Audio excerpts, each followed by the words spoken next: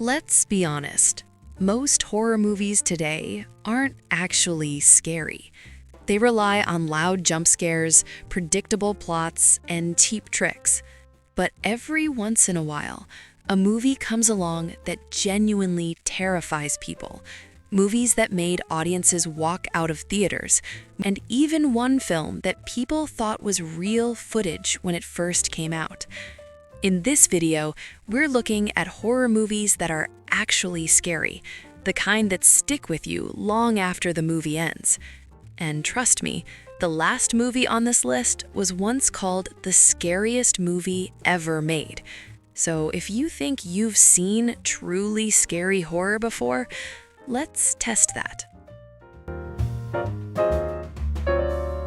Well, this movie has many prequels, sequels, and different parts, but I'm talking about the original film that came out in 1974. It was directed by Tobe Hooper and written by Kim Henkel. This movie is about a group of friends who go on a road trip to Texas, but after reaching there, they encounter a cannibalistic family who start killing them one by one and want to eat them. Well, this movie is considered one of the best slasher films ever made, because nowadays, most slasher films show a lot of sexual content and extreme gore, but this film doesn't really rely on that, and still it feels extremely intense. The atmosphere in this film is very creepy, which is why the movie feels so scary and powerful. The film also introduced an iconic villain named Leatherface, who became famous because of this movie. Throughout the film, the group of friends are just trying to survive and escape with their lives. One big reason why people were so scared of this movie and why it became so famous is because at the beginning of the film, it says that it is inspired by a true story. And whenever people hear that something is based on a true story, it automatically makes it much scarier. In reality, the whole story wasn't true, but one thing was inspired by real events. The killer character, Leatherface, was inspired by a real-life murderer named Ed Gein. He was a killer who murdered people and used their skin to make items like furniture. Another interesting fact is that the actors were paid very little for the movie. On top of that, the film was actually shot in extremely hot conditions, around 100-degree temperatures, which made the filming process very tough. The director also used certain tactics to bring out real fear from the actors. Sometimes he would genuinely scare them without warning so that he could capture their natural reactions on camera.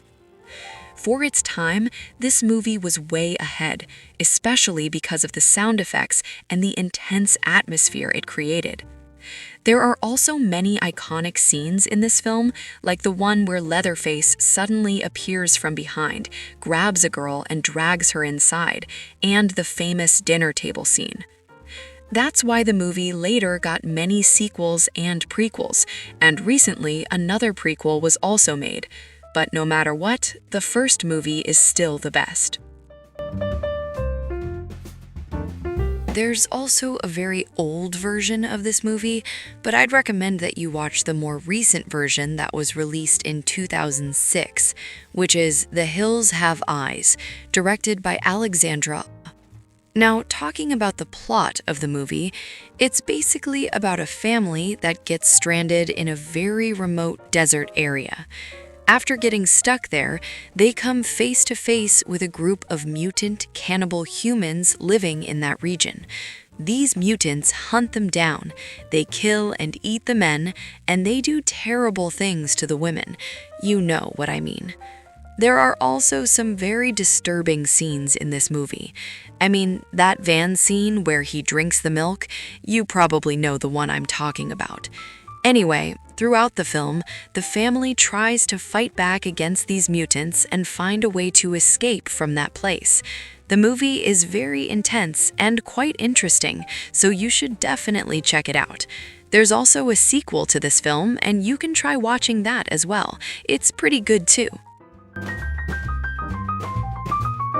and you might be wondering why I placed it on this list. But if you watch it, you'll understand exactly why it's here. Because this is a psychological horror movie that was released in 2014, Gone Girl, directed by David Fincher. The story is about a man whose wife suddenly goes missing on their wedding anniversary. When the investigation begins, almost everyone starts accusing Nick, saying that he must have done something to his wife. Throughout the movie, Nick is trying to defend himself from all these allegations and also trying to find out what actually happened to his wife. As the story moves forward, it's revealed that all of this was actually planned by his wife herself, on purpose, because she had become extremely bored with her life and wanted to make things more interesting, so she created this entire situation. So in the whole movie, Nick is trying to save himself from the accusations made by his wife and expose the truth to the world. The movie is really entertaining and intense. Honestly, after watching it, it even made me a little scared about marriage because the situation in the film becomes extremely complicated. After watching this movie, that thought kind of stayed in my mind.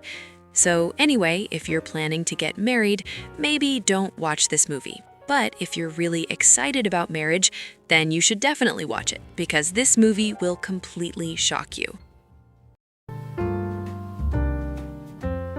Well, almost everyone already knows about it because Wrong Turn was released in 2003. It's a slasher movie directed by Rob Schmidt. This movie is basically about a group of 6 people who accidentally enter a very remote area of West Virginia. After reaching there, their car crashes and they get stranded. While stuck in that place, they encounter a group of cannibals who have been living deep inside those forests for generations. These cannibals hunt and eat anyone who enters their territory.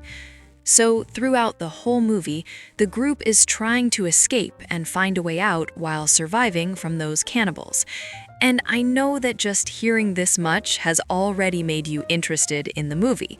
And honestly, the movie is very interesting. There are several parts of this movie series, maybe 6 or even 7, but I would recommend that you only watch the first 3 parts, because the later ones are not that good. After that, there's mostly just blood and violence without much story.